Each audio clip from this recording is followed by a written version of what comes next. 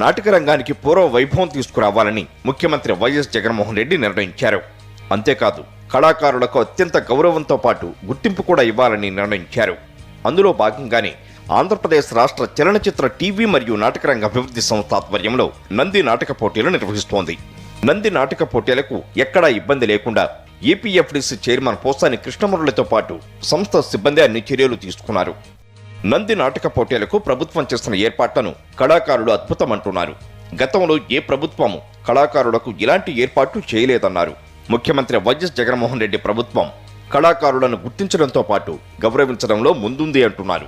మా డైరెక్టర్ గారు చెప్పినట్టు మాకు అకామిడేషన్ చాలా బాగా ప్రొవైడ్ చేశారు. At the same time food కూడా ఏర్పాటు చేశారు. ముందు రాగానే రిసీవ్ చేసుకున్నారు.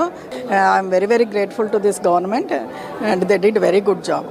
గతంలోనంటే అకామిడేషన్ అంటే ఇప్పుడు స్టార్ హోటల్స్ ఈ సంవత్సరం నేను చూశాను. స్టార్ హోటల్స్ ప్రొవైడ్ చేయడం, ఏసీ రూమ్స్ గతంలోనే అట్లా ఉండేది కాదండి. అంటే మరి పరిస్థితుల వల్ల ఏంటో తెలియదు కానీ ఈ సంవత్సరం ఈ నంది నాటకోత్సవాలు స్పెషల్ అని చెప్పుకోవచ్చు మనం. ట్రాన్స్పోర్టేషన్ ఉంటే అకామిడేషన్ ఉండేది కాదు. అకామిడేషన్ ఉంటే ఇంకా ఈ టైమింగ్ కూడా ఇక్కడ కరెక్ట్గా మెయింటైన్ చేశారు. 9 కల్లా మా దగ్గరకు వచ్చి మీకు ప్రార్థనకు వచ్చేయమని చేపట్టడం జరిగింది. 9:30 కల్లా మేము స్టార్ట్ చేయటం సమయానుకూలంగా మేము ప్రదర్శించడం జరిగింది.